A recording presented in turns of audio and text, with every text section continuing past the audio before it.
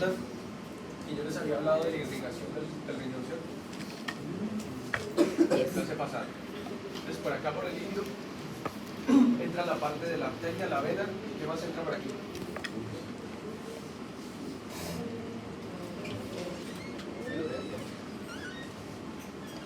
¿Qué más entra por acá?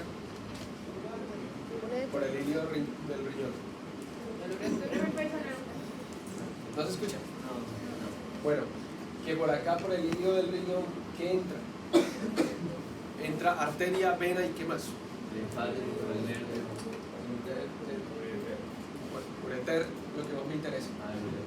Entonces, muchachos, si ya no nos deja escuchar, yo creo que arrastrense un poquito más para acá. Entonces,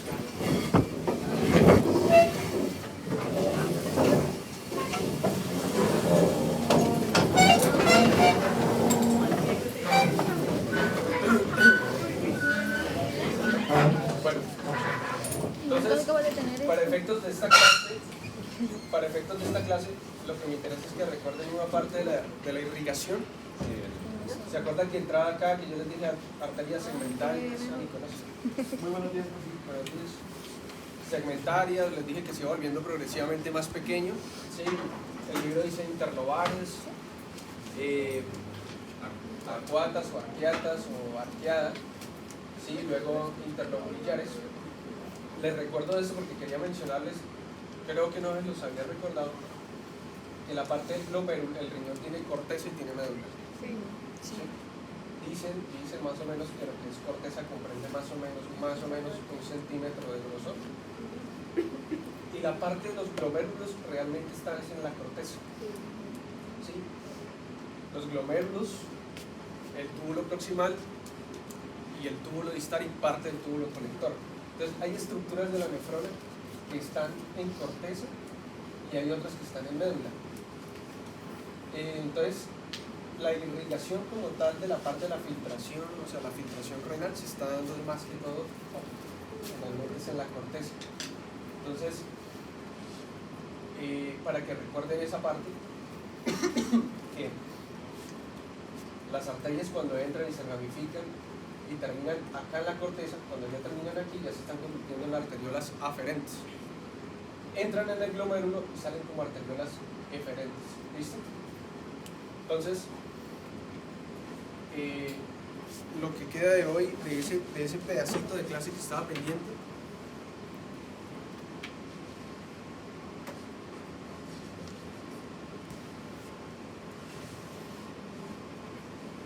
acá, ahí nos queda. Entonces, la nefrona, muchachos, como tal, la nefrona está compuesta por 2 partes. ¿Cuáles son esas? El glomérulo. Sí, lo que es el corpúsculo como tal. ¿Y qué más? Y los túbulos. La parte de los túbulos. Esas son las 2 partes de la nefrona. Muchachos, sean por ahí, por ahí. Un poquito. Entonces, la parte del corpúsculo, lo que es el corpúsculo, está compuesto por qué? Por la cápsula. ¿Y qué más? El glomérulo. Los capilares glomerulares, ¿cierto? Entonces el corpúsculo está compuesto como tal por la cápsula y por los capilares, parte ya como tal glomerular. Entonces en la clase pasada habíamos quedado acá, que yo les mencionaba cuál era la composición como tal de ese glomérulo. ¿Ven ahí bien o prendemos la luz? Sí, la luz.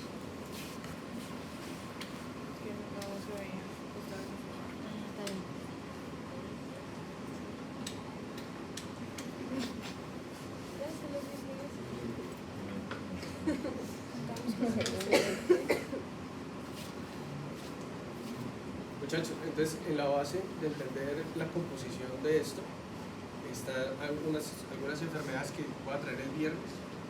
Mañana vemos tema y el viernes traemos patología renal para entender estos capítulos. Entonces, como tal, la parte glomerular, entonces tenemos como tal una cápsula. La cápsula, pues en la cápsula simplemente van a estar contenidos la parte de los penachos glomerulares, los capilares que tienen esta distribución, ¿no? ¿Sí vieron ahí en el libro? Digamos, en la parte de la corteza, en esta zona, cuando la arteriola aferente ya llega a esta zona, se convierte en capilar y se convierte en esto. ¿Sí? Y eso es un montón de capilares entrecruzados para aumentar, digamos, la superficie.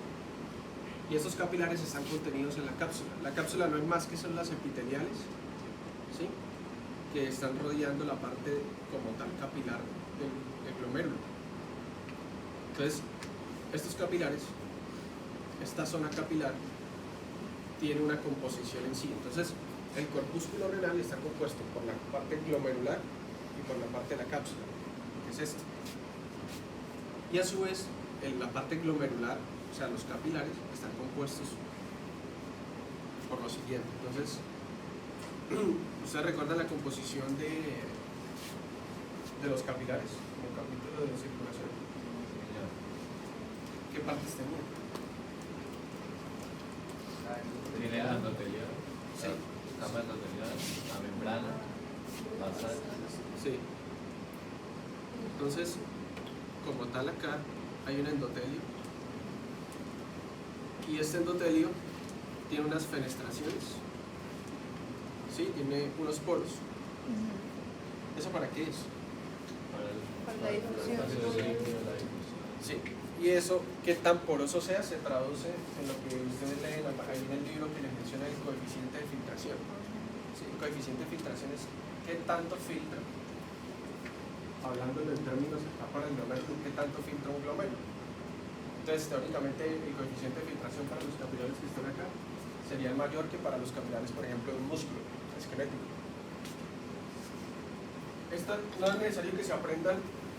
No es necesario que se aprendan este valor, pero estas fenestraciones, estos poritos,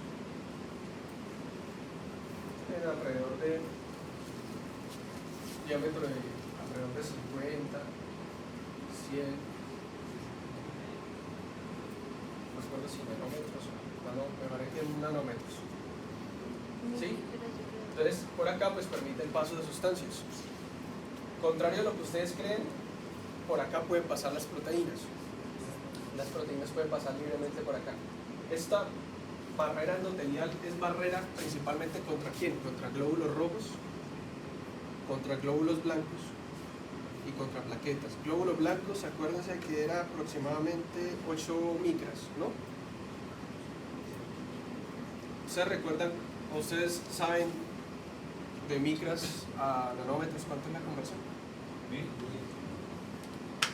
Entonces, una micra son 1000. Entonces, obviamente, esto es mucho más grande que las sustancias que están pasando por acá, porque la albúmina, si no recuerdo mal, la albúmina creo que está como entre los 9 y los 12 nanómetros aproximadamente. El caso es que la albúmina, listo. Entonces, la albúmina pasa por acá fácilmente, ¿sí? Pasa por acá fácilmente. O sea, si fuera por el tamaño solamente. Igual que pasa agua, pasa sodio, pasa agua, pasa electrolitos, potasio, calcio, magnesio, fósforo. Entonces, esta barrera es principalmente barrera contra ¿quién entonces? Contra la parte forme de la sangre. O sea, básicamente acá va a permitir ese paso de ¿qué? Plasma. Plasma. Entonces esto es principalmente barrera contra la parte forme de la sangre. Acuérdense que la sangre está compuesta por plasma y está compuesta por la parte globular, eritrocitos, células. Entonces, esta es una barrera principalmente contra estas células. ¿Por qué les digo esto? Ya les digo por qué. Entonces, toda célula endotelial pues tiene que tener una membrana basal, ¿cierto? ¿Sí o no? Esto no se lo menciona como tal Gaito, pero pues yo se los digo para que entiendan las patologías como tal, porque pueden entender muy bien lo que viene en los capítulos, pero la parte de fisiopatología pueden que no se defiendan muy bien si no entienden esto. Entonces están las células endoteliales y ellas por debajo, yo se los voy a separar, por debajo tienen una membrana basal, ¿cierto? Generalmente en los libros de fisiopatología o cuando uno lee las enfermedades le mencionan la membrana basal de los capilares glomerulares como una membrana que se divide en tres partes en sí. Una lámina que es externa, lámina externa, una lámina que es interna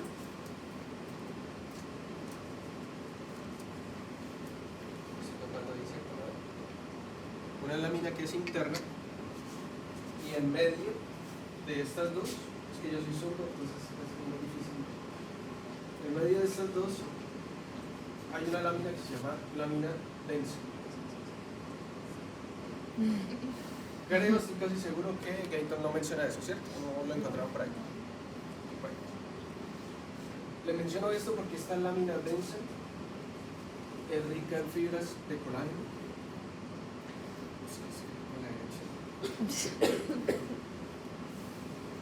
De colágeno, sobre todo tipo 4. El colágeno tipo 4 tiene esta estructura, más o menos, unas cadenas globulares.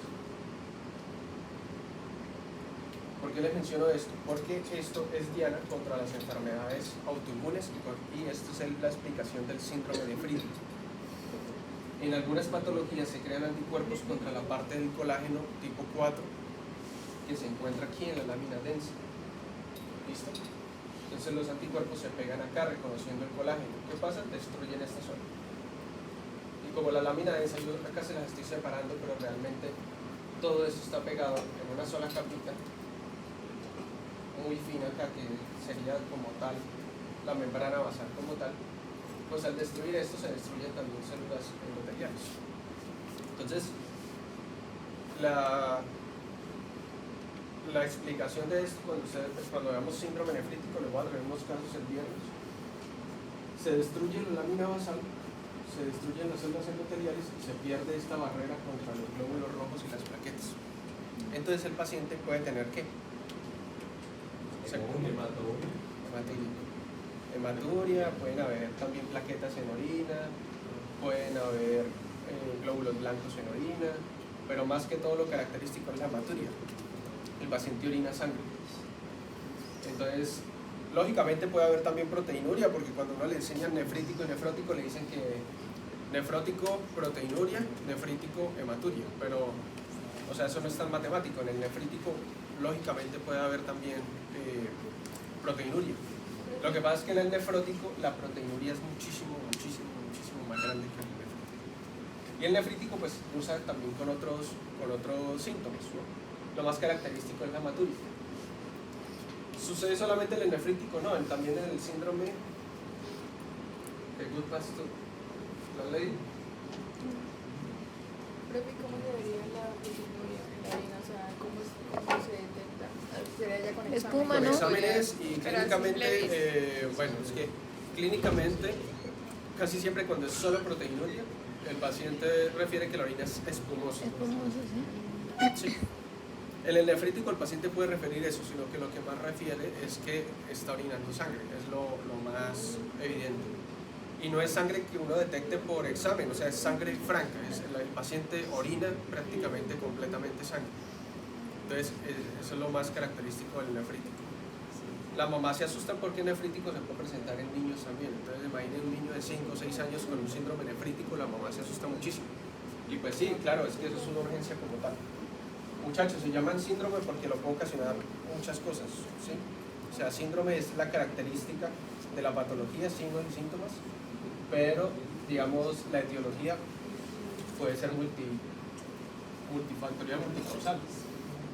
En el síndrome de Goodpasture también pasa, digamos, también hay una creación de anticuerpos, hay una autoinmunidad contra la parte acá del glomérulo y contra la parte de los capilares pulmonares.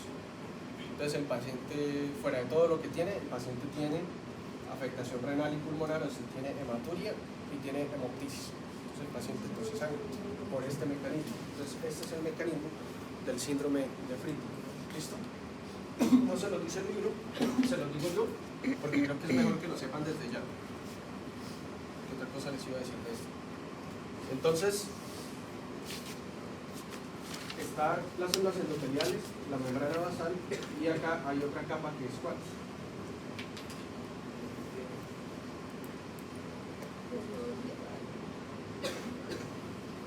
Los podocitos. Ah, los colores. Ustedes lo vieron ahí en la imagen que yo les traje la vez pasada de las presentaciones. Más o menos se ve así. Entonces, este sería el capilar propiamente como tal, con sus células endoteliales y la membrana basal, y estos serían los procesos podocitarios. Entonces, se llaman podocitos por estos pies que tienen aquí. Entonces, fíjense cómo están prácticamente recubriendo todo el capilar. Una cosa es verlo así, cuando uno generalmente lo plasma en los libros, y otra cosa es verlo así. Entonces, ¿esos podocitos para qué funcionan? Nicolás. ¿No? Listo. Bueno, primero que todo, muchachos, acá. Entonces, esto primero que todo hacía una barrera, ¿no? Hacía ya contra los glóbulos rojos y todo lo demás. Pero el problema es que acá deja pasar proteínas. Entonces, se me olvidaba decir, la membrana acá tiene alta carga negativa. ¿Sí? Alta carga negativa. Porque la membrana sabe que acá van a pasar proteínas por el tamaño, pasa por los poros. Pero la proteína llega acá y por la alta carga negativa que tiene se devuelve por estos mismos poros. Acá más que todo pasa rápido y fácilmente lo que tiene carga positiva.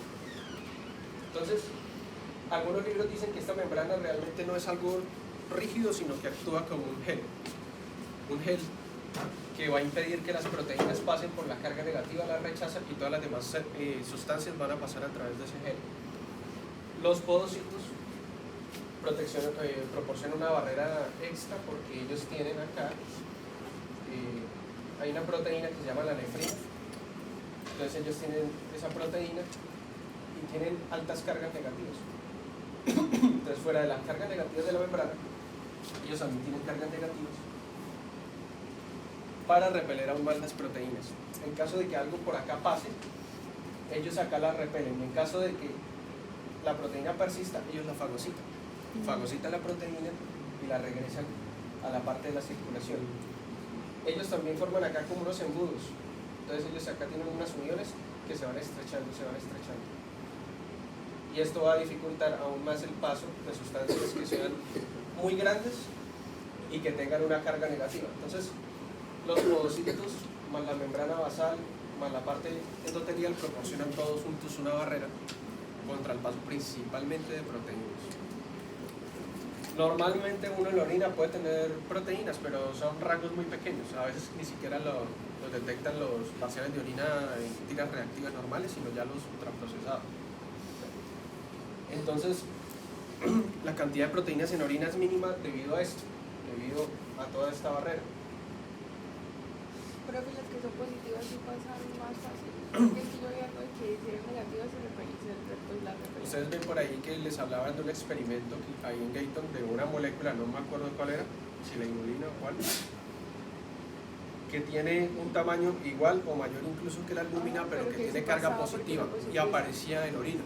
Entonces decían ahí, el problema acá no es de tamaño, El de la carga. es de carga. Okay. Es de carga.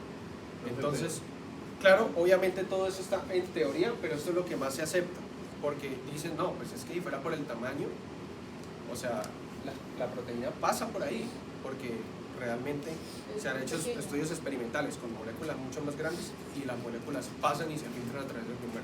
Entonces lo que se cree es que principalmente a través de la carga, y probablemente sí, porque como les voy a comentar ahorita, la patología que sigue se afecta en una cosa, señor. Profe, pero, o sea, las proteínas de carga negativa, los podocitos, o sea, evitan que pasen y superan la capa de la membrana basal. Sí. Y Pero como también, vamos a ver, una sola capa, porque usted dirá, pero si ya tiene esta, ¿para qué esta? No crea que es suficiente porque uno podría pensar que solamente con la membrana basal sería suficiente, pero acá esta es la base para entender el síndrome nefrótico. Entonces, el síndrome nefrítico se afecta a quién? La membrana basal. La membrana basal se afecta en el nefrítico, y en el nefrótico se afectan los podocitos en el nefrótico. En los podocitos se afecta, en el nefrótico se afectan los podocitos, empiezan a perderse los procesos podocitarios, se pierden acá, y entonces hay menor cantidad de podocitos para repeler proteínas, y las proteínas se filtran fácilmente por la orina y en gran cantidad. Entonces, como se pueden dar cuenta, si se pierden procesos podocitarios, empieza a haber filtración de orina, lo que quiere decir que probablemente solo el mecanismo de membrana basal es insuficiente. Entonces, por eso están los podocitos reforzando esa parte. Entonces, exactamente ellos con su carga negativa pues tratan de repeler las partes de las proteínas que pasan la membrana basal. Otra cosa, bueno, ahí es nefrítico, nefrótico. El nefrótico pues hay proteinuria, hay aumento de los lípidos, entre otras que yo le puedo traer, hay más edema. El viernes les traigo casos clínicos de ¿qué otra cosa les iba a decir? Entonces, esta es la composición como tal de los capilares del glomero. Entre los capilares y la cápsula, pues esto es el espacio urinario, acá pues hay tejido conectivo. Sí, esto no es un espacio completamente vacío, acá pues hay líquido, acá hay presión hidrostática. ¿Vamos entendiendo hasta ahí o no? Cierto. Esto es lo que le quería traer ahora. ¿Vamos bien o no? Sí. Estaba sencillo.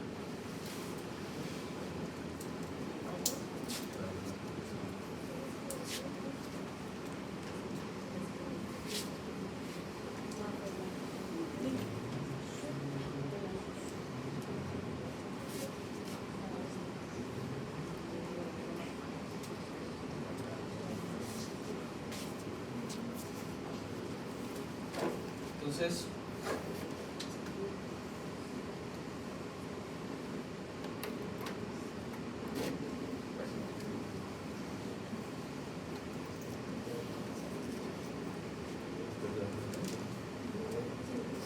bueno, ahí se hace lo que se puede. Entonces, muchachos, acá nos falta detallar un poquito más esto. Ustedes ya lo saben, es nada más un recorderis. Que en la parte, entonces esto representa la cápsula, esto representa los capilares glomerulares, y pues acá en estos capilares ustedes saben que hay una presión hidrostática, ¿cierto? Las presiones, sobre todo hidrostáticas acá, pues depende de la presión arterial del paciente, la volemia del paciente, pero más que todo depende mucho de las dos arteriolas, aferente y eferente.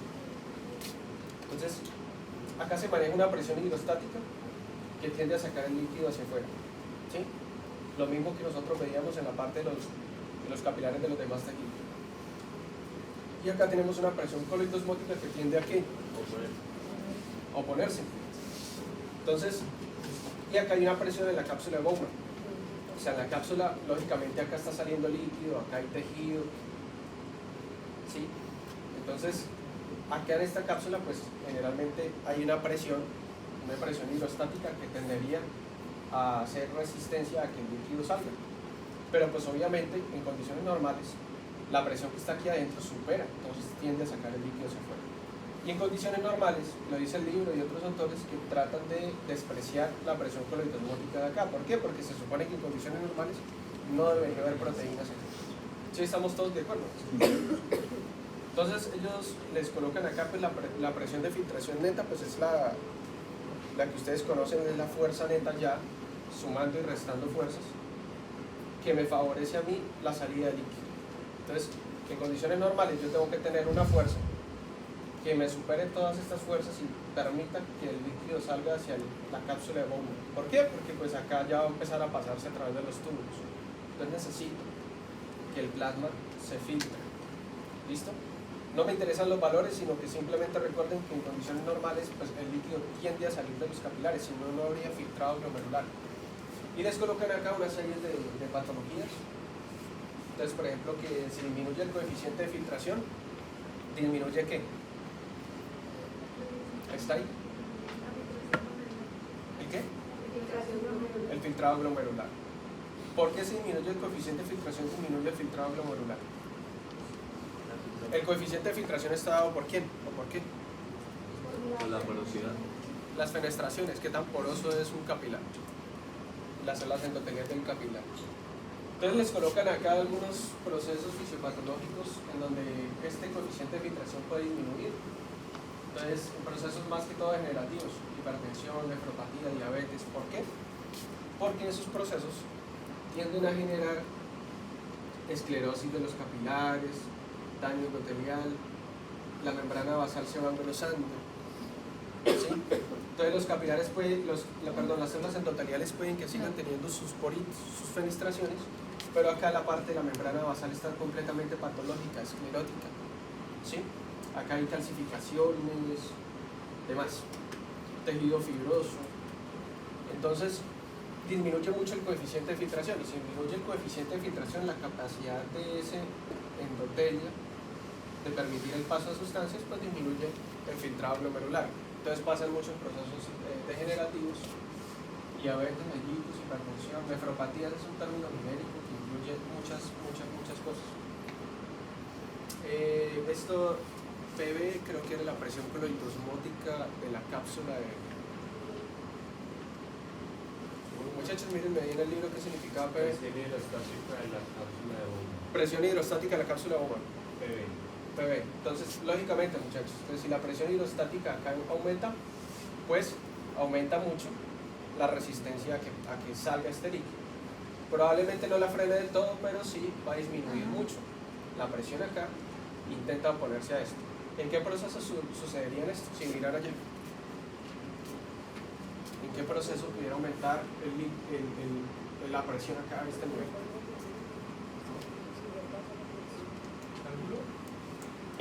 ¿En dónde?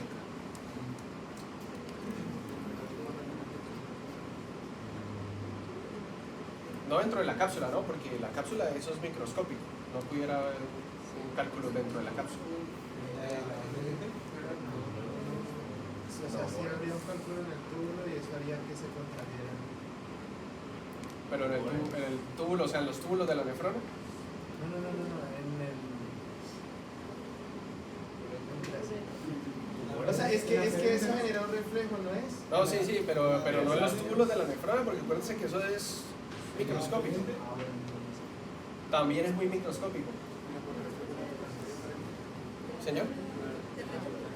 Ah, bueno, esa sería una, en la contracción, pero eferente. Sí.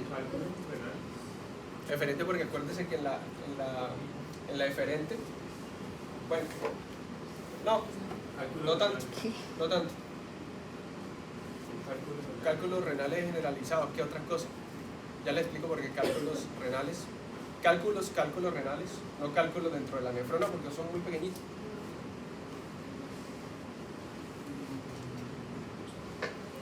¿Qué más? ¿Qué es lo que preguntas? ¿Qué proceso fisiopatológico me puede aumentar la presión acá? El pensar de esta manera les va a ayudar mucho para el otro semestre. Entonces, si yo tengo aumento de la presión acá, tengo aumento de qué acá, de líquido. ¿Aumento la volemia? Pero es que el aumento de la volemia me aumentaría también la presión acá. No tendría por qué, en teoría. No habría más resistencia en la... Pero diurético... No. Entonces...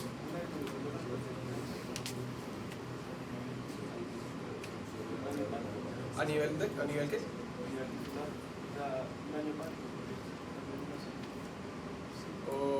Pero las proteínas no, porque acá estamos hablando de presión hidrostática.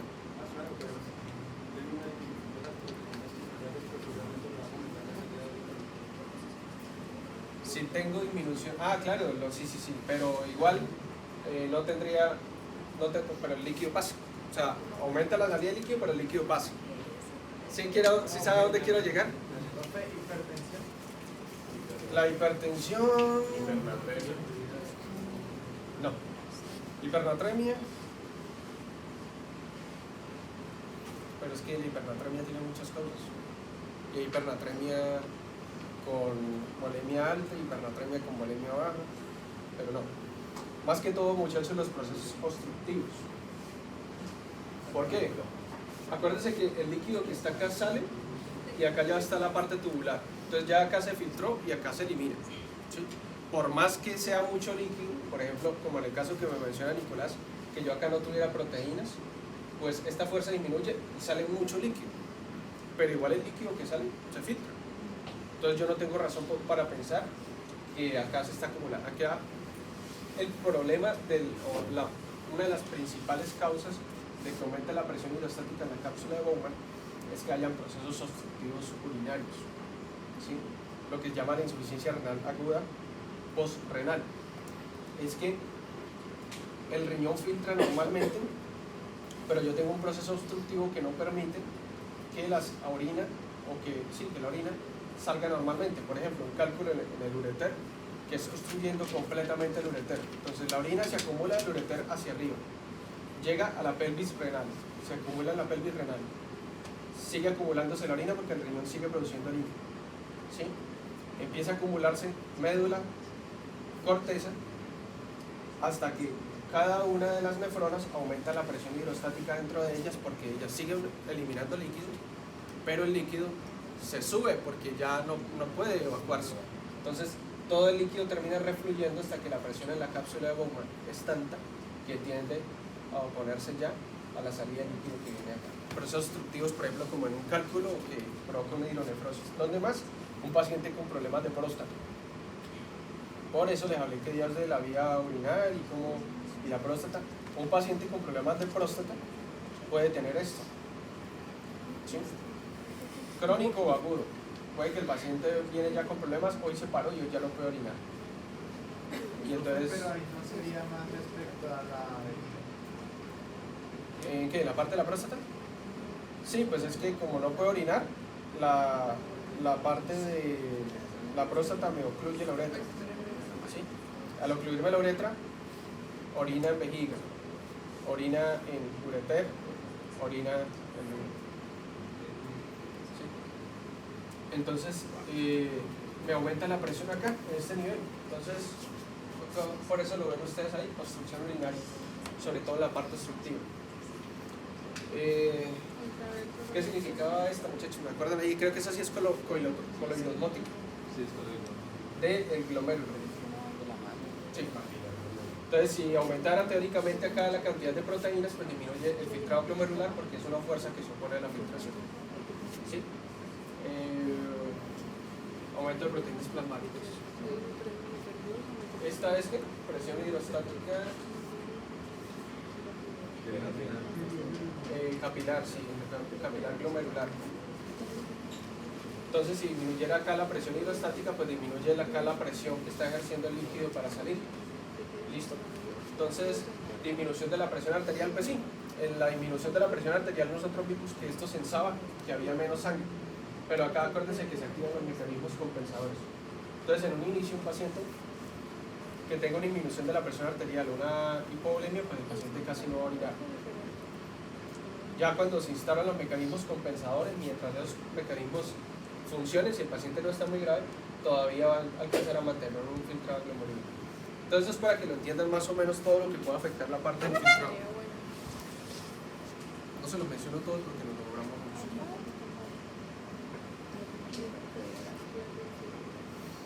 La última parte que quedaba ahí en el capítulo que no tocamos la vez pasada es que les hablan a ustedes de que hay ciertos factores externos que pueden influir en la parte del filtrado glomerular. Les hablan del sistema nervioso simpático, que el sistema nervioso simpático cuando actúa disminuyendo el filtrado glomerular, pero ahí les dicen a ustedes que generalmente en condiciones fisiológicas él no toca mucho el riñón, ¿sí? Lo toca más que todo en respuestas de alto estrés patologías graves donde el cuerpo es consciente que probablemente va a morir. Y a veces muchachos, en respuestas de huida o donde el paciente es consciente que está en un estado de lucha o huida, se activa el sistema nervioso simpático. O sea, cuando el paciente es consciente de que tiene que correr o de que va a luchar, peligros extremos de la vida, se activa el sistema nervioso simpático, una descarga de catecolaminas que terminan finalmente como se necesita sangre para pelear o se necesita sangre para correr. Toda la sangre se dirige a la parte del músculo esquelético, sea para pelear o sea para correr. Entonces la parte renal, en un momento de huida, en un momento de lucha, pues el cuerpo entiende que yo no necesito en esos segundos, no necesito estar filtrando. Entonces deriva toda la sangre que le está llegando al riñón. Ustedes vieron ahí que el riñón tiene mucha más sangre de la que realmente necesita. Y es porque esa sangre realmente, más que para su sostén energético, es para la parte del filtrado. Entonces el riñón normalmente recibe el 22%, aproximadamente 22-25% del gasto cardíaco. Entonces el cuerpo dice, le está llegando gran cantidad de sangre al riñón y es sangre que me sirve a mí en un momento de estrés o vida. Vasoconstricciones bastante fuertes y deriva toda esa sangre a la parte muscular. Entonces, activaciones importantes del sistema nervioso simpático reducen el filtrado glomerular, pero no es algo que se esté dando normalmente. Condiciones fisiológicas. O sea, algo parecido a lo que hacen los receptores cuando necesitaban una sangre que cogen el receptor de la vena, entonces pues ahí lo toman de Sí, más o menos parecido. sí, y de hecho nosotros lo veíamos en la descarga simpática. Toda esa sangre que está en las venas pasaba a la circulación, ¿sí? Y aumenta también el gasto cardíaco y aumenta fuerza de contracción. Y les hablan ahí de la endotelina, que la endotelina sí se está produciendo en condiciones normales, ¿sí? Es un potente vasoconstrictor, pero la endotelina, digamos, se produce en condiciones fisiológicas, pero no se produce en grandes concentraciones. Les hablan acá, y esto es importante en fisiopato, la endotelina, y yo les había hablado de eso, cuando hay ya lesiones endoteliales crónicas, pacientes que fuman, pacientes que son alcohólicos, pacientes que están desarrollando hipertensión, tienen excesiva producción de endotelina. Y cuando se lesionan cuando hay traumas o golpes que se lesionan los endotelios con endotelina se vasoconstriñen para que la sangre no pase con alta presión mientras ellos se regeneran. Entonces, en esos casos se produce la endotelina, y la endotelina finalmente lo que hace es vasoconstricción, sobre todo arteriola aferente, y eso reduce mucho el filtrado glomerular. La angiotensina 2, pues usted ya la conoce, ¿no? La angiotensina 2 hablamos, potente vasoconstrictor. La angiotensina 1 también, pero su tiempo de vida no es tanto y no es tan potente como la 2. Vasoconstricción, tanto local como de las demás arteriolas. Y les hablan del óxido nítrico y las prostaglandinas. El óxido nítrico también se produce en condiciones normales, fisiológicamente, pero en el endotelio que se está dañando, paciente patológico, se produce más endotelina que óxido nítrico. Entonces el paciente tiene a tener más vasoconstricción que vasodilatación. Y prostaglandinas. Y que hay unos mecanismos de retroalimentación tubuloglomerular y autorregulación del filtrado. O sea, hay mecanismos que tiene el riñón para regular su propio filtrado glomerular. Entonces les hablaban acá del que yo ya les di, por eso ese día les di esa clase así tan detalladamente, para que entendieran lo que venía después. Entonces ahí les hablan de que hay una reducción de la presión arterial, una reducción de la presión hidrostática del glomérulo, se reduce el filtrado glomerular. Al reducirse el filtrado glomerular, pues llega con menor presión. ¿Se acuerdan ahí de la mecánica de los monos y las bananas? Entonces pasa con mucha más lentitud, se reabsorbe mayor cantidad de sodio en los túbulos, llega menor cantidad de sodio a la mácula densa sensa, y se empiezan con las células justaglomerulares, la parte de la producción de renina, angiotensinas. Eso finalmente aumenta la resistencia de la arteriola eferente. ¿Listo? Más que todo eferente, porque se leyeron el capítulo, no sé si es en el 20, el que sigue, por hay una partecita que habla, o no sé si acá, de la arteriola aferente y eferente, y les dice lo que yo les decía en la clase, que este mecanismo y la parte de la angiotensina actúa sobre todo a nivel de la arteriola eferente, no tanto aferente. ¿Listo? Entonces, son mecanismos, lo que les quiero decir con eso es que son mecanismos que tiene el riñón para regular su propio flujo. Actúa sobre la aferente. Señor, Actúa más que todo sobre la aferente. eferente. Profe, y, o sea, lo anterior de la tabla, al final va a ser para aumentar la presión hidrostática del glomerular y la presión arterial. Ese mecanismo sí. O sea, la tabla que vimos hace todo eso para volverlo a aumentar. Claro, sí señor. Acá le están esquematizando el eje renina-angiotensina. ¿Sí? Entonces básicamente ustedes sabían que lo que quiere con eso es aumentar la volemia. ¿Sí? Aumentar la volemia. Aumentar la presión con la que llega sangre a la parte del glomérulo. Aumentar la presión de filtración contrayendo la arteriola deferente.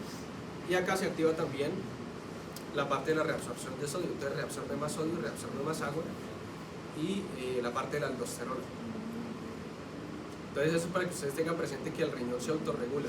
El riñón mismo puede sensar cuando hay mayor cantidad de líquido o menor cantidad de líquido y en respuesta a eso pues generar una serie de mecanismos.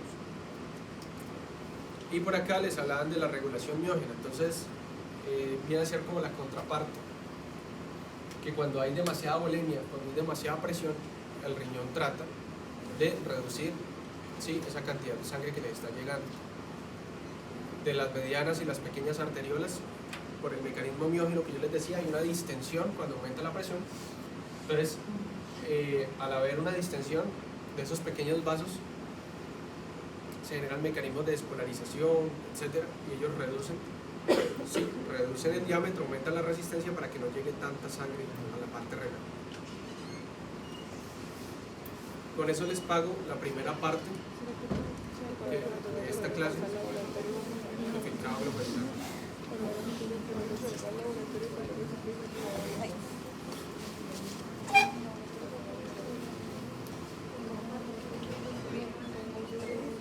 ¿Vamos bien hasta ahí? Listo.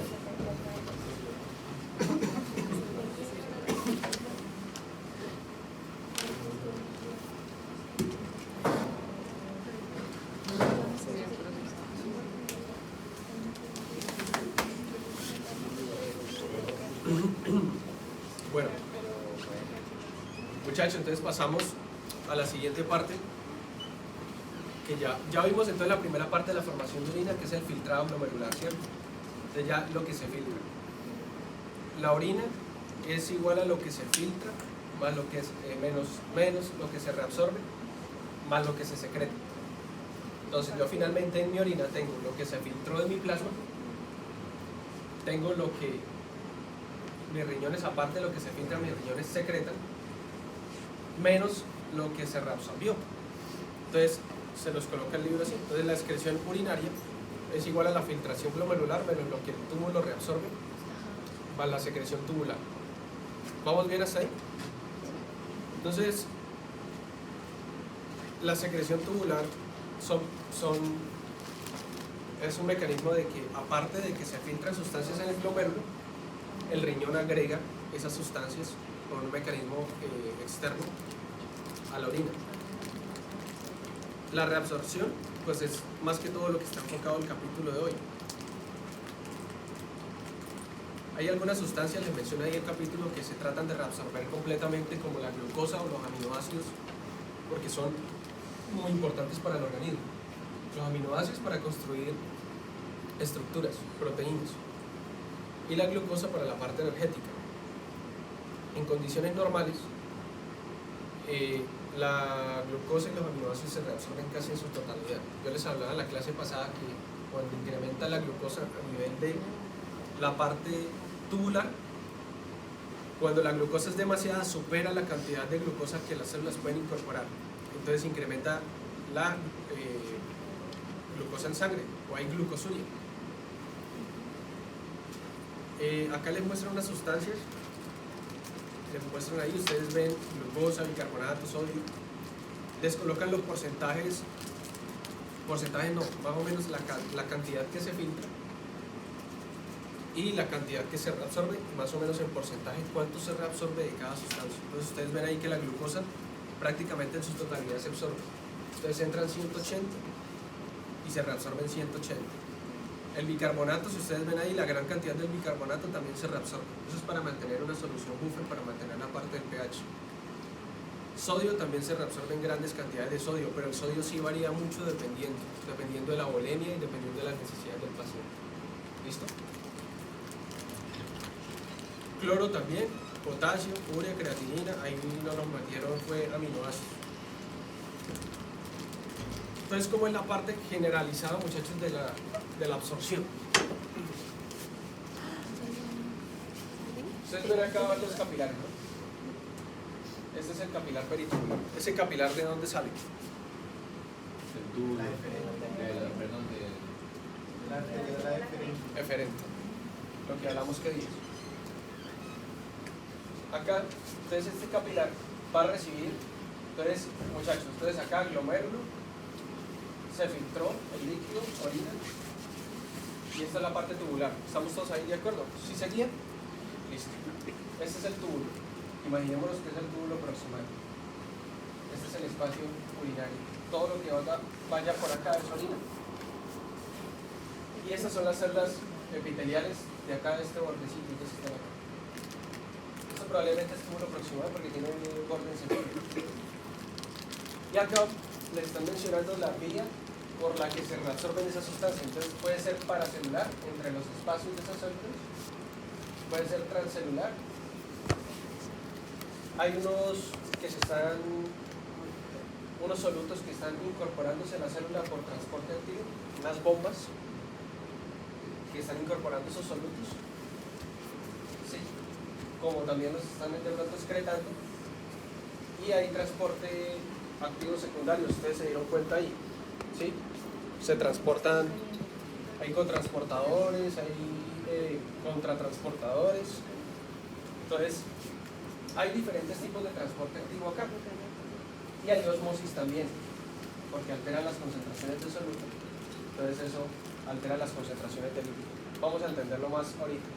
Finalmente todo esto es para tratar de incorporar sustancias en este lugar, que sería el espacio que es intersticial. Intersticial, acá ya salió del túbulo y eso es espacio intersticial de todo el riñón.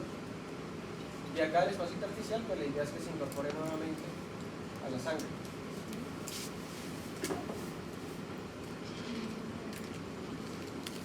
Acá, esto ustedes ya lo conocían, ¿cierto? Habíamos hablado de esto. Yo les había explicado cuando veíamos la aldosterona la semana pasada. Entonces lo mismo. Esta es la misma gráfica de hace rato.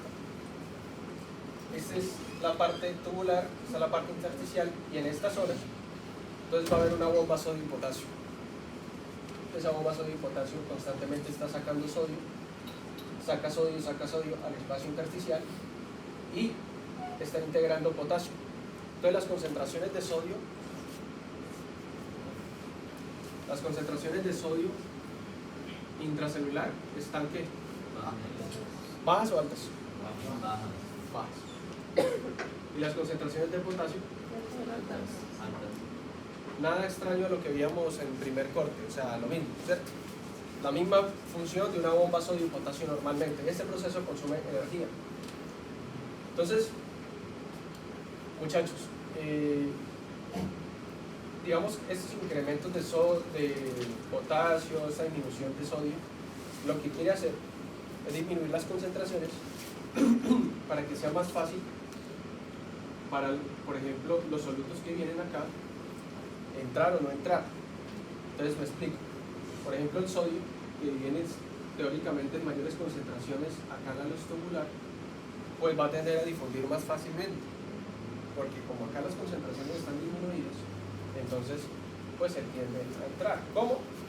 Pues las células tienen canales de sodio, tienen canales, ustedes se van a dar cuenta, tienen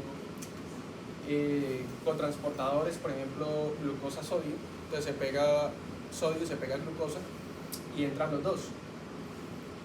El cuerpo aprovecha esta disminución,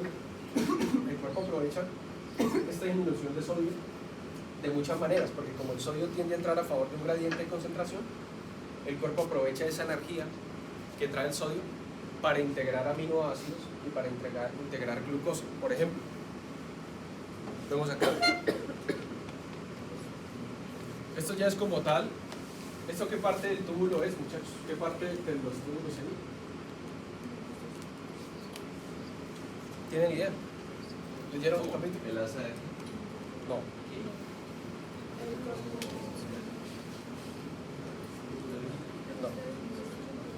Ah, lo de la... No sé si hay una parte finita. Ese es el asa, pero no es esta, acá no es el asa. Acá estamos hablando, muchachos. No, pero esa parte también está en los túbulos. ¿Qué? La parte finita. Ah, sí, claro, eso forma parte de los túbulos, el asa de Henle. Sino que acá, esto específicamente que vamos a hablar no es tanto del asa. Entonces, acá, muchachos, esto es más que todo el túbulo proximal. Voy a hablarles del túbulo proximal entonces, primero.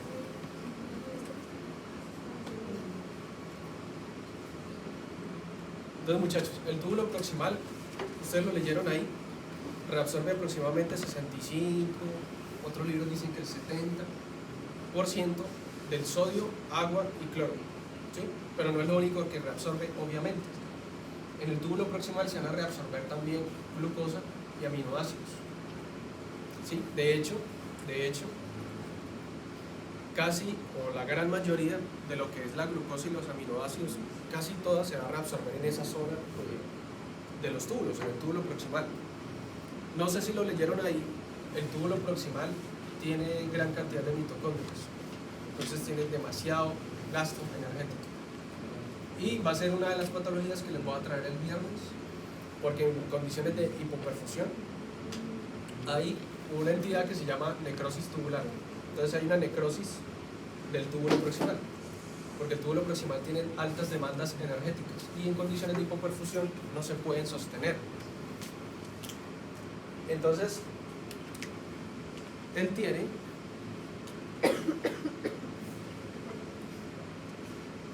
el túbulo proximal, muchachos, es característico esto, unos bordes en cepillo. ¿Eso para qué es? ¿Qué leyeron ahí? ¿Para qué? Sí, pero aumentar la superficie listo. Aumentar la superficie de contacto. Entonces, esto es un esquema más o menos de las células que están ahí. Les están mostrando la bomba sodio y potasio. Les están mostrando el potencial en reposo que tiene esa célula. Les están hablando acá de los GLUT. En este caso es un GLUT tipo probablemente canal. Y les están mostrando acá esto, muchachos. Entonces, fíjense, el mecanismo es el siguiente. Disminuye el sodio intracelular, ¿cierto? No hay, casi no hay, porque la célula lo está sacando. Entonces, él puede fluir acá, puede entrar a favor de ¿qué? De su gradiente de concentración. Entonces el cuerpo aprovecha este impulso que trae el sodio para entrar para que incorpore glucosa. Entonces eso es transporte activo ¿qué?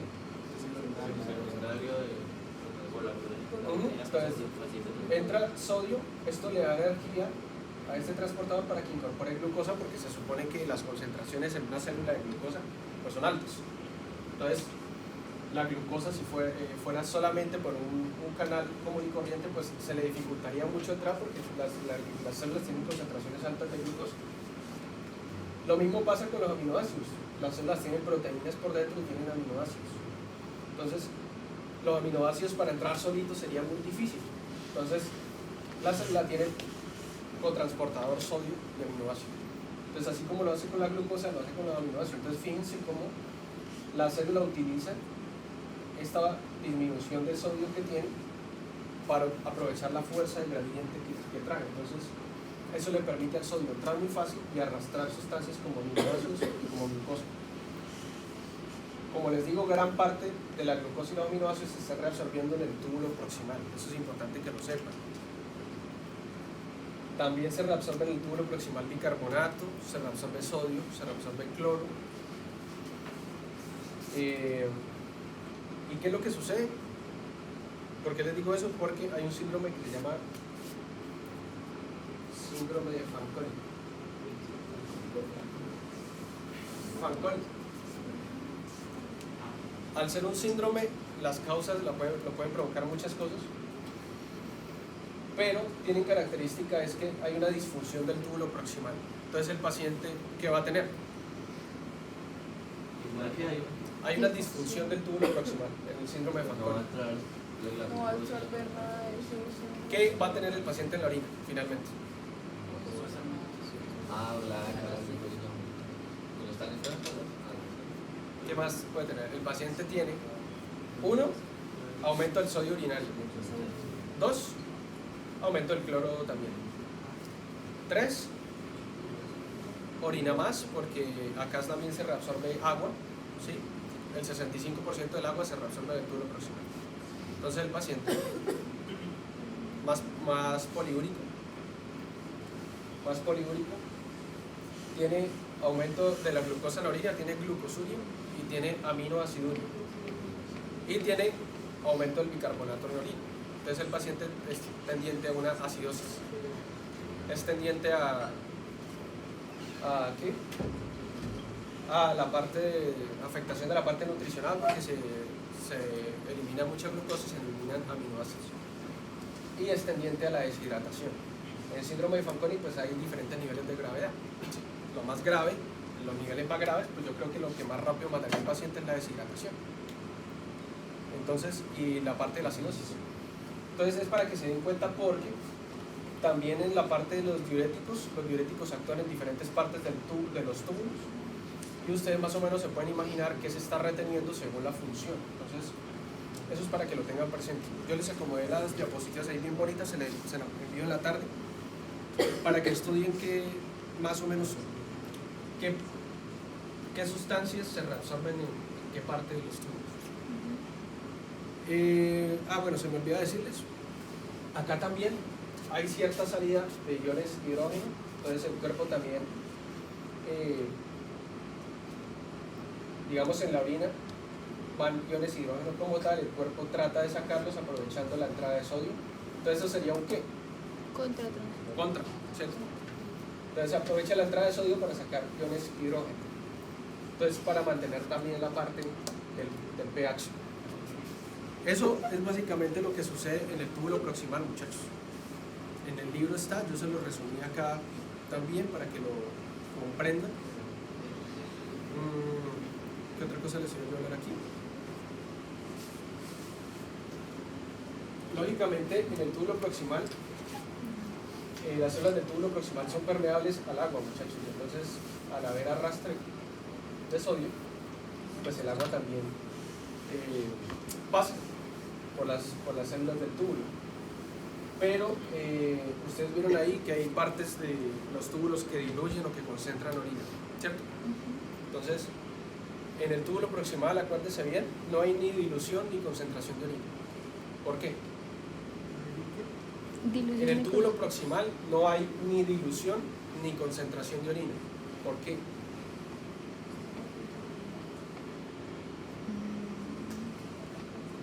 Eso tienen que saberlo también, porque en diferentes partes de los túbulos se concentra o se diluye la orina.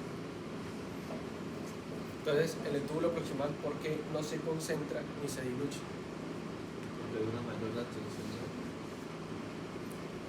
Porque en el túbulo proximal se reabsorbe tanto agua como solutos, sodio y cloro.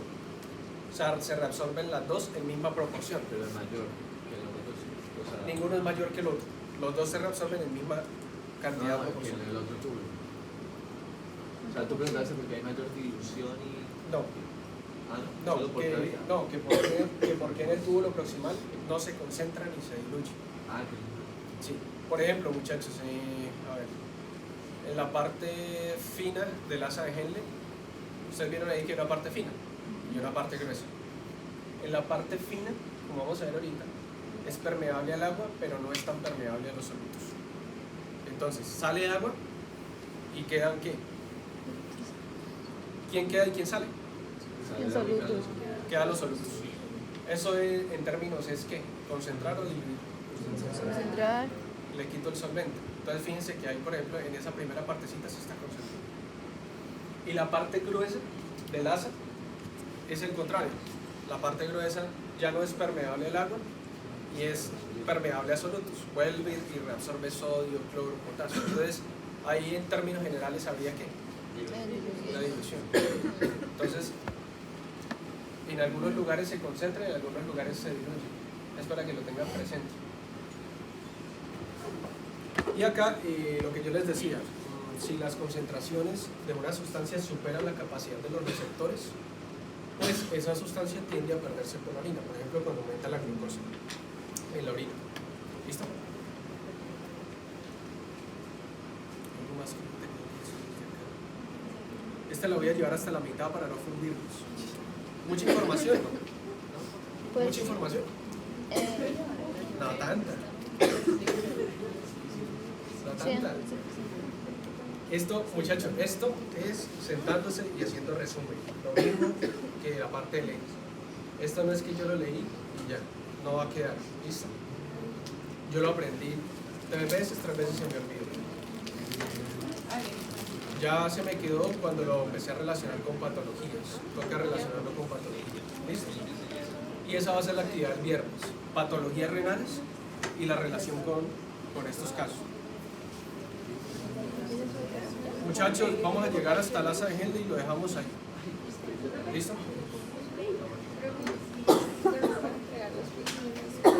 No los tengo. No, yo creo que con los que sacamos.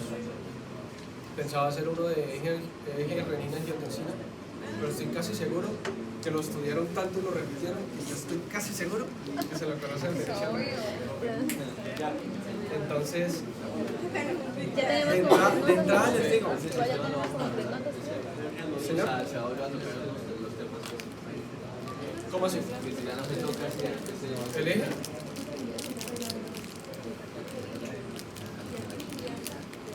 Creo que hay un capítulo acá de la parte de autorregulación que habla, pero así como lo tocamos esa vez, ¿no? Señor.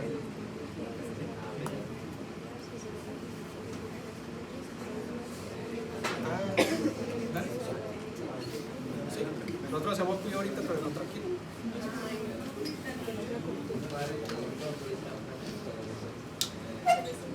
Bueno, seguimos. Muchachos, tocamos creo que usted podría volver a repetir lo del tubo. que sí, ¿qué parte repetimos? Lo de que tiene mayor dilución. Ah, bueno. A ver, esperé con una imagen a ver si la tenemos por acá. Acá.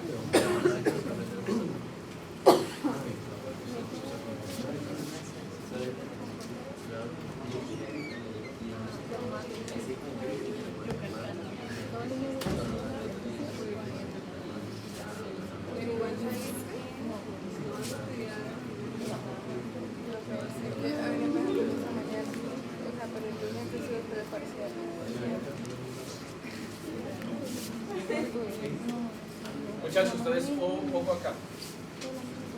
Acá está más esquematizado mejor. Entonces, filtración, ¿cierto? Glomérulo. Esta porción que está acá, ustedes vieron, esto inmediatamente es el túbulo proximal. Entonces acá viene una orina. En el capítulo de mañana hablamos más de las concentraciones y diluciones de orina, pero acá más o menos tiene la misma osmolaridad que plasma. Plasma, ¿qué osmolaridad tiene? ¿Ustedes lo han leído por ahí? Por ahí Hilton lo menciona en alguna parte. Sí. Osmolaridad plasmática. De que 285, 295 miliosmoles. Acuérdense que el término osmoles es la cantidad de partículas que pueden ejercer un poder osmótico. ¿Sí? Y los osmoles dependen más que del tamaño de las partículas, es del número de partículas que están disueltas. Y acá lo colocan como miliosmoles porque el término osmol, ustedes lo veían por ahí en un capítulo que vimos la semana pasada entrando a renal, que le decían que un osmol equivale a 6 por 10 a la 20, no sé cuánto. Es una unidad muy grande para el cuerpo humano. Entonces ellos utilizan el término miliosmol por litro. Y Y eso lo único que quiere decir en términos miliosmol es la cantidad de solutos, ¿sí?, que están ejerciendo un poder osmótico. Entonces, por ejemplo, si yo agregara en la sangre una cantidad alta de sal, pues estoy aumentando la osmolaridad, ¿cierto? Entonces simplemente eso. Se supone que a mayor osmolaridad, pues mayor cantidad de partículas de solutos que tienen poder osmótico. Entonces, cuando esto recién se filtra, pues esto tiene una osmolaridad muy similar a la plasmática, alrededor de 295, 300 milimoles más o menos se puede ver aquí. A medida que este líquido va pasando por todos estos túbulos, él puede o concentrarse o diluirse. Entonces, en el túbulo proximal se reabsorbe tanto agua como solutos. Ejemplo, entonces yo le estoy quitando un vaso de agua y le quito un vaso de sal. Entonces no estoy alterando nada porque le estoy quitando lo mismo. Eso sucede acá en el túbulo proximal. Y también acá en el túbulo proximal es el lugar en donde más solutos y más agua se reabsorben. Entiéndase solutos para términos de osmolaridad: sal, cloruro, sodio y agua. Pero entonces acá ni se concentra ni se diluye, porque lo mismo que le quito de solvente, lo mismo le quito de soluto. Cuando ya pasa aquí a la sangre, una porción descendente, esta porción es permeable al agua, pero no es tan permeable, por ejemplo, a los solutos como el sodio o el cloro. Entonces el agua pasa y entonces yo es como si estuviera drenando una piscina y la piscina tuviera sal. Entonces le voy quitando el agua a la piscina y va quedando la sal del fondo. Entonces ese líquido que está acá se va concentrando, porque yo le estoy quitando un poquito más de agua que lo que le quito de solutos. Se va concentrando acá. La orina sigue pasando, y en este segmento grueso de la sal pasa lo contrario. Entonces aquí, acá, ya es permeable a los solutos, pero casi no es permeable al agua. ¿Sí? Entonces, lógicamente acá no se reabsorbió toda el agua, o sea, acá se reabsorbió una parte de agua y casi nada de solutos. La orina siguió pasando, llegó aquí, y entonces el líquido que estaba acá ya no se reabsorbe más, sino que se empieza a reabsorber solutos: sodio, cloro, potasio. Entonces acá la orina tiende ¿a qué? Acá, en ese segmento de la orina tiende ¿a qué? ¿A concentrarse o a diluirse? Claro, porque empiezo yo a quitarle solutos, y el agua queda retenida. Ya acá las porciones distales, túbulo distal, túbulo colector, ya es un poquito diferente. Y acuérdense que el túbulo colector es impermeable al agua, pero puede volverse permeable con la ayuda de ¿quién? Pregunta de quiz, por 0,2 puntos, por 0,2, sea en quiz o sea en parcial. Repite la pregunta, por favor. El túbulo colector es impermeable al agua completamente, pero puede absorber agua con la ayuda de alguien. ¿Quién es? Levantamos la mano para no quitarse. Miguel. Bueno, pues la síntesis de acuaporinas.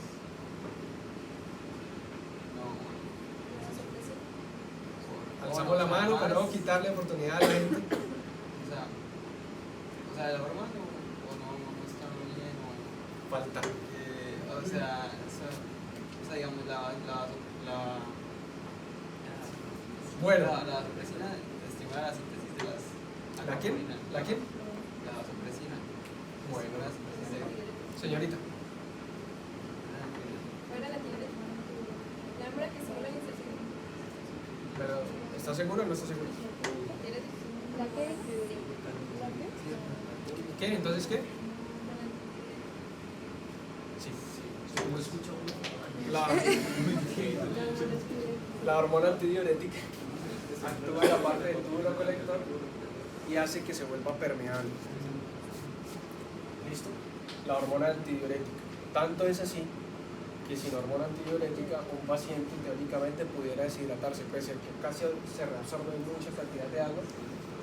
Si no hay producción de hormona antidiurética acá, poco se reabsorbe. Entonces, en el túbulo colector se reabsorbe agua gracias a la hormona antidiurética, que lo vimos en el eje renina-angiotensina. ¿Listo? ¿Quedó claro la parte de la dilución? El capítulo de mañana hablo un poquito más de eso y les hablo del mecanismo de contracorriente. Profe, entonces, en el túbulo, en el cemento grueso, perdón, el agua empieza a diluirse. La orina empieza a diluirse. La orina. Y se concentra en el cemento fino. El cemento fino, sí. Muchachos, entonces ahí, bueno, yo les paso las presentaciones. De esta clase me faltaban como 2 páginas cuadradas ahí algo, pero ya está listo.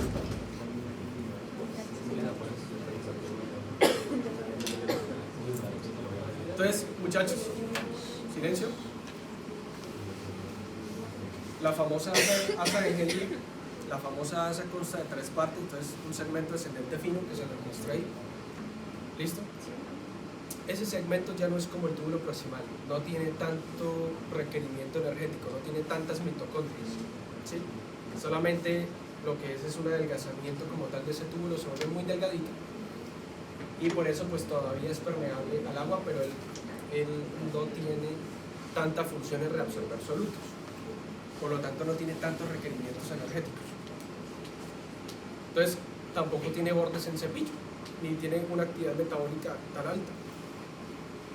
La parte descendente que les mencioné ahorita pues es muy permeable al agua, y ahí dice que moderadamente permeable a los solutos, pero realmente es que su permeabilidad a los solutos es muy bajito, ¿sí? Y acá si lo ponemos en términos de porcentaje, dicen que aproximadamente un 20% del agua filtrada se reabsorbe ahí, entonces aproximadamente 65% en túbulo proximal, con un 20% en el asa, aproximadamente un 80% del líquido se está devolviendo a la sangre solamente ahí. La rama ascendente, por el contrario, muchachos, entonces la rama ascendente tiene porciones finas y porción gruesa. La porción gruesa como tal, digamos que la porción fina, algunos libros no están de acuerdo, uno dice que la porción fina se comporta igual que la porción gruesa, otros dicen que la porción fina se comporta igual a la porción que venía de la parte descendente, y otros dicen que es una mezcla, una transición entre ambas. Acá lo importante es la diferencia entre la parte descendente fina y la parte ascendente que es gruesa, que es lo que yo les comenté ahorita.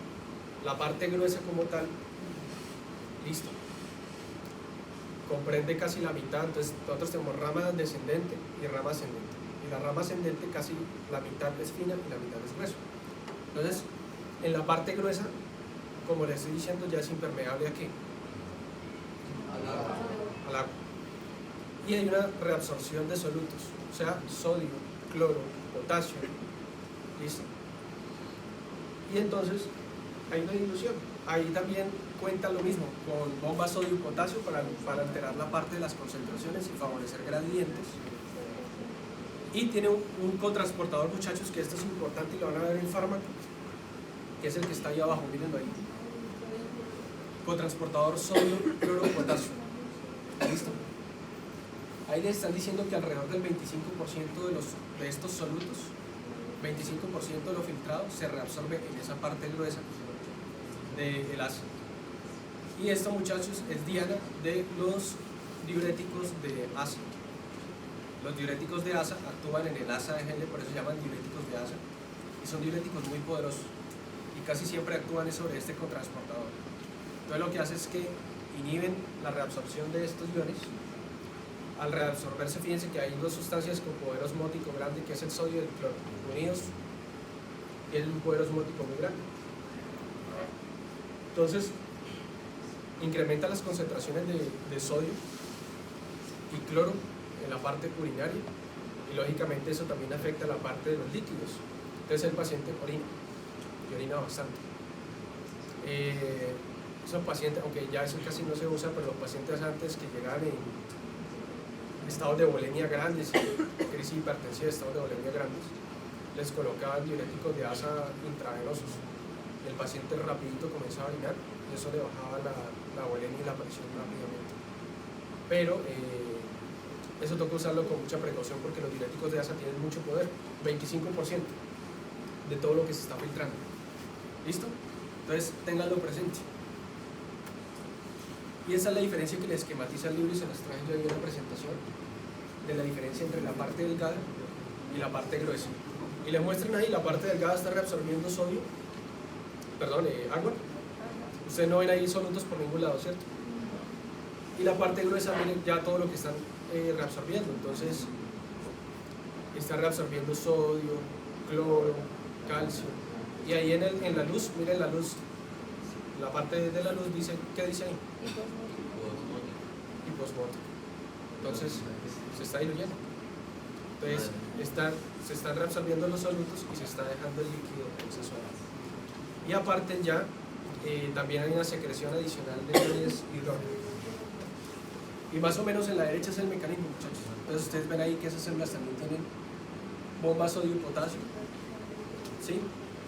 Y tienen cotransportadores, el transportador sodio-cloro-potasio, y pues de esa manera es que logra. Yo por acá tenía una pregunta que quería hacer. ¿Dónde estaba? ¿Dónde estaba? Hay una parte, ¿cierto? Creo que en esta clase. Ahí. Muchachos, ojo a esta pregunta. Son dos preguntas realmente.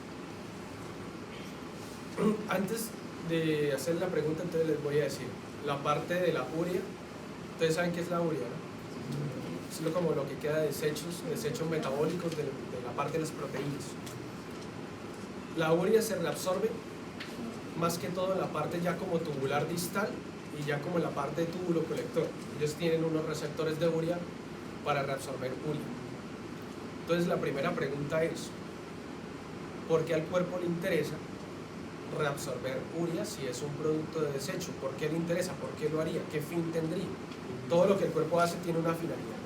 Alzamos la mano, va por 0.2. Bueno, pero Pablo ya tiene uno. Démosle a Nicolás que no tiene ninguno. ¿Nicolás tiene alguno? No. Listo. No, pues porque la urea tiene una potente carga positiva. Entonces se le va a generar un aumento de la absorción, la absorción de iones cloro. Y así va a aumentar el ingreso de iones cloro a nivel de los túbulo colector. Túbulo distal, túbulo conector. Entonces le va a aumentar la presión por iones cloro. Por ende se va a absorber más cloro. ¿Y todo eso con la finalidad de qué? Puede aumentar la absorción de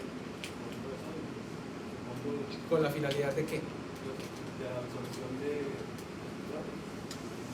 La finalidad de que yo retengo sodio en el espacio intersticial con un fin. ¿Cuál es el fin? Yo por qué me intereso tanto o por qué mi riñón se interesa tanto en tener sodio o cloruro de sodio en el espacio intersticial? ¿Con qué fin? Ya le falta un pedacito, Nicolás, señores. Para bajar la acidez. No. No, señor. pues para aumentar el ingreso. Exactamente. ¿Cómo Exactamente. Esa es la respuesta. Muchachos, pues lo analizaron muy bien. Una persona pudiera leer si está distraída y dice reabsorción de urea y lo pasa por alto. Y no se le diría nada extraño que el cuerpo reabsorba urea si es un producto de desecho. O sea, si la función del filtrado glomerular es yo deshacerme de la urea, de la creatinina, porque a mí me interesa reabsorberlo. Esa es la respuesta, porque resulta que, muchachos, si ustedes leyeron la diferencia entre corteza y médula, ¿cierto? Acá más o menos sería corteza.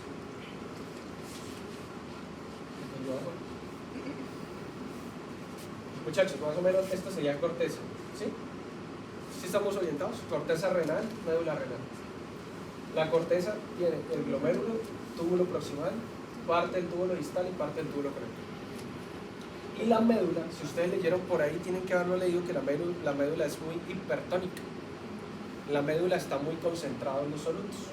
O sea, en el intersticio, ¿no? Esto es intersticio, esto es tejido intersticial. Y acá es donde se están concentrando todos los solutos. Acá. Y acá hay una osmolaridad alta, alrededor de 1200 milimoles en comparación con el plasma. ¿Cuánto es el plasma que yo les dije? 285, 295 y acá es 1200. Entonces se puede imaginar la cantidad de solutos que se están concentrando en la parte intersticial.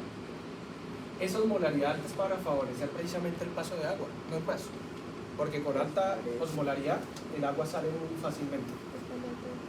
Entonces, en esta zona, muchachos, la porción ya, bueno, más que todo final del túbulo distal, la parte del túbulo colector, ellos reabsorben urea. Toman la urea que viene de la orina, la rescatan y la pasan al intersticio. Entonces uno dice, bueno, si la urea es un producto desecho, ¿para qué la estoy reabsorbiendo? No la reabsorbe toda, obviamente, reabsorbe un 5, 10%. Pero es por eso. Coloca la urea y la concentra aquí en el espacio intersticial. Y la urea en sí misma es una sustancia, cualquier sustancia tiene poder osmótico, la glucosa, las proteínas. Entonces coge y concentra la urea acá. ¿Sí? Lógicamente la urea puede atraer otras sustancias, como dice Nicolás, pero lo principal es atraer agua. Entonces en esta zona, sobre todo acá por ejemplo cuando se pega la hormona antidiurética, aumenta la permeabilidad y el agua sale a favor de la parte de la ósmosis, a entrar a tratar de equiparar las concentraciones, porque acuérdense que ella se mueve donde hay menos soluto a donde hay más soluto. Entonces la urea es por eso el cuerpo trata de reabsorber urea, o lo hace. ¿Listo? Pero si ya tiene otras sustancias que absorben agua, ¿por qué utiliza la urea? Tiene sodio, tiene cloro, pero digamos que probablemente si fueran con esas sustancias no sería tan hipertónica. O sea, la urea le da un plus. ¿Sí? No es que dependa completamente de la urea, porque realmente no es así, es un plus. ¿Sí? Y la pregunta va enfocada a eso, ¿por qué reabsorbería? Y él lo hace por eso, reabsorbe pequeñas cantidades de urea para mantenerla en el espacio y digamos que aumentar un poco más esa osmolaridad que ella tiene. Y porque también es que ahí se está reabsorbiendo sodio y se reabsorben diferentes sustancias, pero acuérdense que eso también pasa nuevamente a los capilares. Entonces, esa es la razón. Bien, Nicolás. Ven, ¿y dónde está la otra pregunta? Ahí encima. Listo, muchachos. Otra pregunta. Me escriben porque yo sé que este corte van como 5 personas. Me escriben porque se me olvida. Muchachos, en la parte del túbulo proximal, creo que también en la parte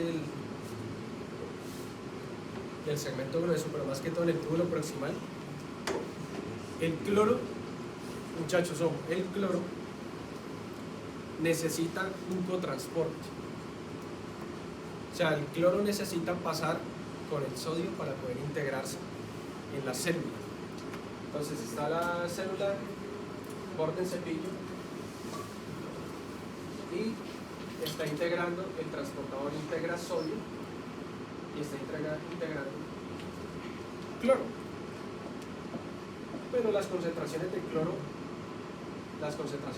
dentro de la célula no son tan altas, porque la célula va a requerir de un cotransportador o va a requerir del sodio para integrar el cloro. ¿Por qué no lo hace por un canal normal de difusión pasiva, sino que lo hace aprovechando la fuerza del sodio? ¿Por qué? Por el poder osmótico. Me lo dicen completo y levantando la mano. Mateo, que no le da la oportunidad de hablar. Pero no sé, se me ocurre que es por la carga. ¿Qué? ¿Cómo es? Explíqueme.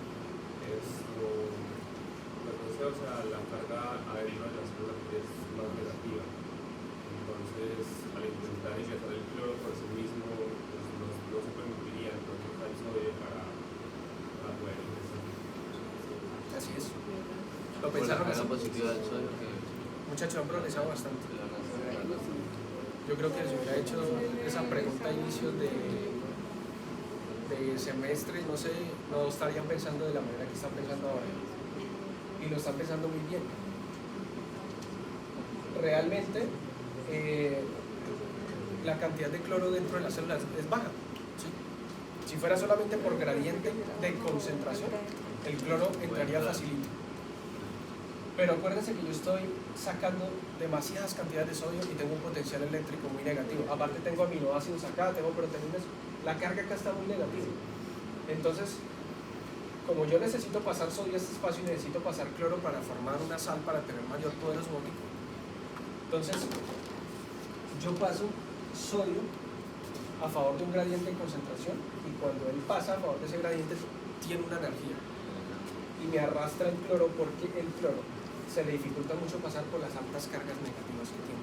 Tanto es así que si ustedes leen el capítulo por ahí nuevamente hay una partecita que me dice que una gran parte también del cloro pasa a través del espacio paracelular, a través de los espacios entre las células, porque mucho de este cloro que viene siente la carga negativa que está acá y terminas pasando a través de las células. Y como este medio tiene altas concentraciones de sodio, el cloro del espacio urinario se ve atraído por ese medio, pero no es capaz de pasar a través de las células. Entonces pasa a través de los espacios paracelulares, pero a través también de este cotransportador. Y esa es la razón. Pensé que de pronto se le iba a dificultar un poco más contestarlo, pero no, ha progresado bastante. Ya tiene mucho más nivel. Entonces, Mateo, Nicolás. Y tú. Recuerdan hoy. Miguel iba bien, pero no era esa la que me estaba diciendo. Profe, por aquí en el artículo dice que esta también. ¿Cómo? Pero usted ¿qué me dijo? Angiotensina. Ah, vasopresina. Ah, yo le entendí. Pero es que como hablan pasito.